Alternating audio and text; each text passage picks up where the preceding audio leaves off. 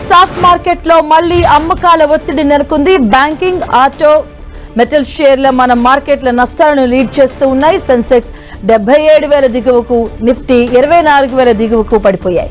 ఇక ప్రస్తుతం సెన్సెక్స్ 700, నిఫ్టీ 230 పాయింట్ల నష్టంతో ట్రేడ్ అవుతూ ఉన్నాయి. క్రూడ్ ధర పెరుగుదల మన మార్కెట్ సెంటిమెంట్ ను బలహీనపరిచింది. ఇక నిఫ్టీ ప్రధాన షేర్లలో బజాజ్ ఫైనాన్స్, బజాజ్ ఫిన్సర్వ్, అలాగే కోల్ ఇండియా, సిప్లా, సన్ ఫార్మా నిఫ్టీ టాప్ గెయినర్స్ గా ఉన్నాయి. ఇక Eternal, InterGlobe Aviation, TMPV, Eicher Motors, M&M Nifty top losers గా కొనసాగుతున్నాయి.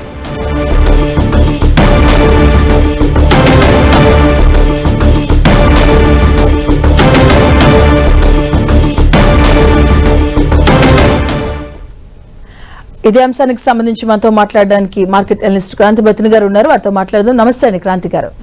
నమస్తే, గుడ్ మార్నింగ్. నిన్న మనం మాట్లాడుకున్నప్పుడు అంటే గుడ్ సైన్ అనుకున్నాం, బట్ అగైన్ టుడే మళ్ళీ మనం చూస్తున్నాం నష్టాల్లో కొనసాగుతుంది. సో ఎలా ఉండే అవకాశం ఉంటుంది, మీ వ్యూ ఏంటండి? ప్రస్తుతం మనం చూసినట్లయితే క్రూడ్ ఆయిల్ అనూహ్యంగా ప్రీవియస్ హై గానే చూసినట్లయితే, అంటే లాస్ట్ ఈ మిడిల్ ఈస్ట్ వార్ యుద్ధం స్టార్ట్ అయిన తర్వాత క్రూడ్ ఆయిల్ 119.50 పర్ బ్యారల్ మనం డాలర్స్ క్రూడ్ ఆయిల్ ప్రైస్ చూడటం జరిగింది. $119.50 పర్ బ్యారల్ అన్నమాట. ఈ రోజు కన్నా చూసినట్లయితే ఇప్పుడు Brent crude oil $122 per barrel ప్రస్తుతం ట్రేడ్ అవడంతో మార్కెట్ లో కంప్లీట్ రివర్సల్ ట్రెండ్ అనేది మనం చూస్తున్నాం. నిఫ్టీ కన్నా చూసినట్లయితే ఏదైతే మార్కెట్ కి చాలా ఇంపార్టెంట్ సపోర్ట్ జోన్ అయినటువంటి 24,000 లెవెల్ కూడా బ్రేక్ అవడంతో ఇప్పుడు కానీ నిఫ్టీ కన్నా చూసినట్లయితే 320 పాయింట్స్ డౌన్ లో ప్రస్తుతం ట్రేడ్ అవుతుంది. 23,858. సో ఇది ఒక సపోర్ట్ జోనే. క్రూడ్ ఆయిల్ కనుక మళ్ళీ తిరిగి కిందకి రాకుండా ఉంటే గనక మార్కెట్ లో ఇంకా కొంచెం కరెక్షన్ రావడానికి అవకాశాలు ఎక్కువగా ఉన్నాయి.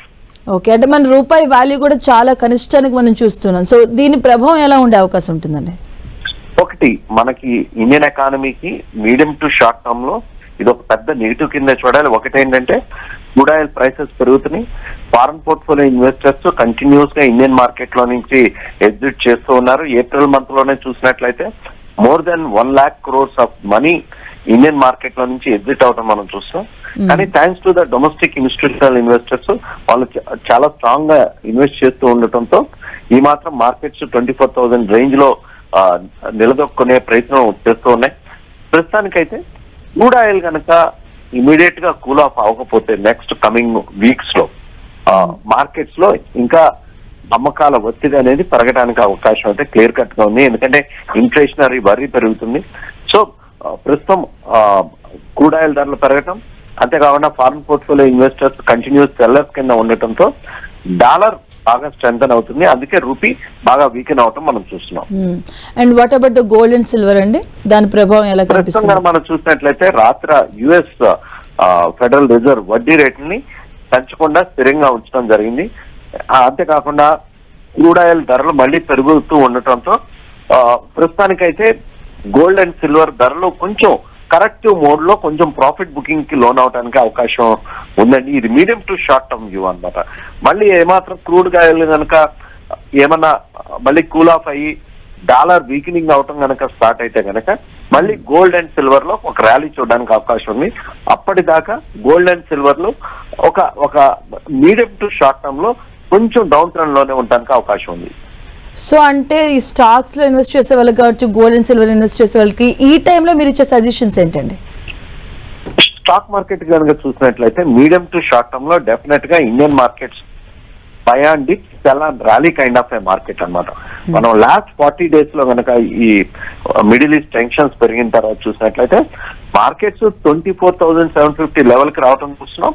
అదే ఈ రోజు కనుక చూసినట్లయితే మళ్ళీ 24,000 దిగువకు రావడం కూడా మనం చూస్తున్నాం. సో ఈ మార్కెట్ లో మీడియం టు షార్ట్ టర్మ్ లో బాగా డీప్ కరెక్షన్స్ వచ్చినప్పుడు బై చేసి మళ్ళీ ఒక ర్యాలీ వచ్చినప్పుడు అమ్మటానికి సానుకూలంగా ఉండేటువంటి మార్కెట్ అన్నమాట. గోల్డ్ అండ్ సిల్వర్ కనుక చూసినట్లయితే ప్రస్తుతానికి లాంగ్ టర్మ్ లో ఇన్వెస్ట్ చేసే ఇన్వెస్టర్స్ ఎవరైతే 2-3 years హొరైజన్ లో ఇన్వెస్ట్ చేస్తూ ఉంటారో వాళ్ళకి ఈ డౌన్ ట్రెండ్ ఒక ఆపర్చునిటీ కిందనే చూడాలి. ఒక షార్ట్ టర్మ్ లోనే ప్రాబ్లమ్స్ అన్నమాట.